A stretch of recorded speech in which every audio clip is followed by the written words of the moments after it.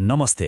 आज हामी पढाइको एउटा यस्तो रहस्यको बारेमा कुरा गर्दैछौँ जुन हामी सबैले कहिले न कहिले भोगेका छौँ। यस्तो भएको छ होला नि, होइन? रातभरि बसेर पढ्यौँ तर जाँच दिन बस्दा दिमाग पुरै खाली। आखिर किन यस्तो हुन्छ? आउनुहोस् यसको पछाडिको विज्ञान र समाधानबारे बुझौँ। यो प्रश्न सायद धेरैको मनमा खेल्छ। घण्टौं लगाएर पढेको कुरा केही दिनमै दिमागबाट उडे जस्तो लाग्छ। यो एकदमै निराशाजनक अनुभव हो। तर यसको पछाडि एउटा वैज्ञानिक कारण छ र खुसीको कुरा के हो भने यसको समाधान पनि छ। ल, पहिलो खण्डमा हामी एउटा यस्तो गल्तीबारे कुरा गर्नेछौँ जुन हामीमध्ये धेरैले थाहै नपाई गरिरहेका हुन्छौँ। यसलाई सिक्ने भ्रम भनिन्छ।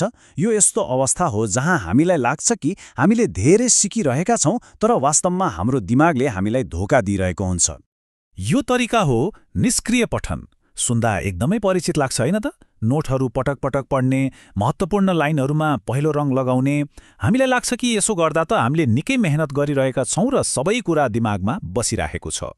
तर यही निष्क्रिय पठनले दक्षताको भ्रम सृजना गर्छ। जब हामी एउटै कुरा बारम्बार हेर्छौँ त्यो कुरा हामीलाई चिने जस्तो लाग्न थाल्छ अनि हाम्रो दिमागले यो चिने जस्तो लाग्नुलाई नै जानेको भनेर गल्ती गर्छ। तर वास्तवमा यो केवल एक भ्रम हो। परीक्षाको बेला दबावमा पर्दा त्यही जानकारी सम्झन मुस्किल पर्छ। त्यसो भए सही तरिका के हो त? अब हामी त्यो विधिको बारेमा कुरा गर्नेछौँ जुन विज्ञानले प्रमाणित गरेको छ र जसले हाम्रो अध्ययन गर्ने तरिकालाई सधैँका लागि बदल्न सक्छ। र यो तरिका निष्क्रिय पठनको ठिक उल्टो छ। यहाँ यी दुई तरिका बीचको फरक स्पष्ट देख्न सकिन्छ। निष्क्रिय पठन सजिन लाग्छ तर अन्त्यमा बिर्सिन्छ। अर्कोतर्फ सक्रिय स्मरण सुरुमा अलिक गाह्रो र अप्ठ्यारो लाग्न सक्छ तर यसले हाम्रो स्मरण शक्तिलाई साँच्चै बलियो बनाउँछ र लामो समयसम्म याद राख्न मद्दत गर्छ। सक्रिय स्मरण भनेको के हो त? यो आफ्नो दिमागबाट जानकारीलाई बलपूर्वक बाहिर निकाल्ने प्रक्रिया हो। यो किताब हेरेर पढ्नु होइन, बरु किताब बन्द गरेर मैले के पढेँ भनेर आफैलाई सोध्नु हो। फ्ल्यास कार्ड प्रयोग गर्नु वा अभ्यास परीक्षणहरू गर्नु यसका उत्तम उदाहरणहरू हुन्। अब एउटा निकै महत्त्वपूर्ण वैज्ञानिक अनुसन्धान हेरौँ जसले यी दुई विधिहरूलाई आम्ने सामने राखेर परीक्षण गरेको थियो। यो कुनै सिद्धान्त मात्र होइन, यो त वास्तविक प्रमाण हो जसले देखाउँछ कुन तरिका साँच्चै काम गर्छ। कुरा हो सन् 2007 को।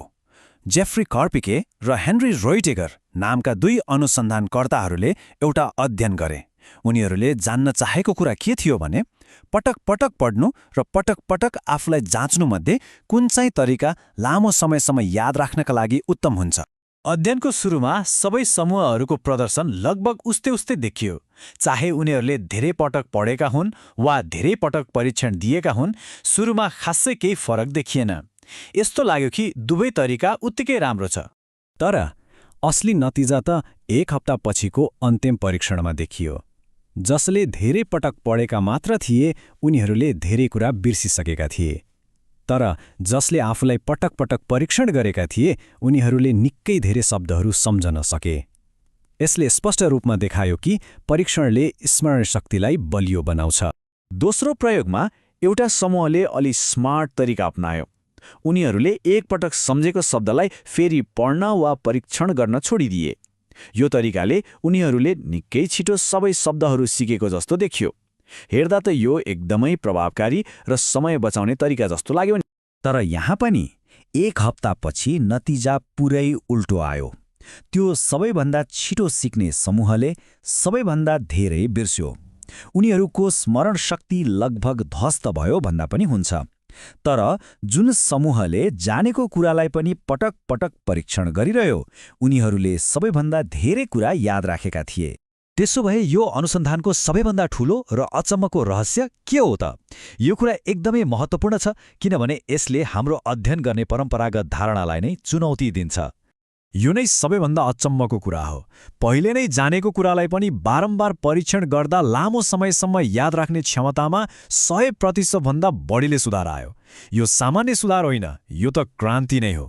यसको मतलब के हो भने जुन कुरा सजिलो लाग्छ त्यसलाई पनि दोहोर्याएर परीक्षण गर्नु समयको बर्बादी होइन, बरु सबैभन्दा राम्रो लगानी हो।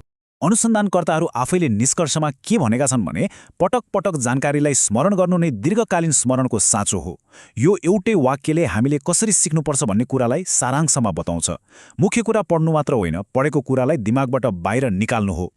यो कुरा केवल राम्रो अङ्क ल्याउनेसँग मात्र सम्बन्धित छैन।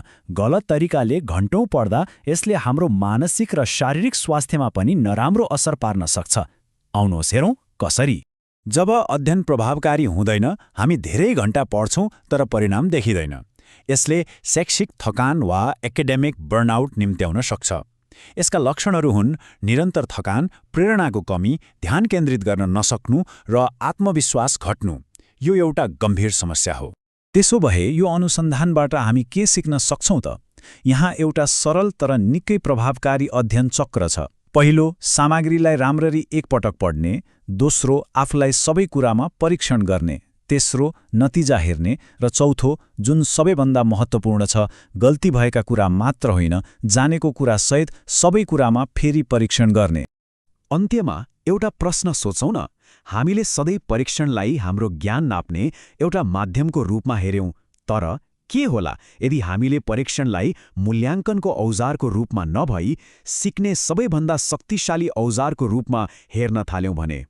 सायद यसले हाम्रो सिक्ने र पढाउने तरिकामा नै क्रान्ति ल्याउन सक्छ।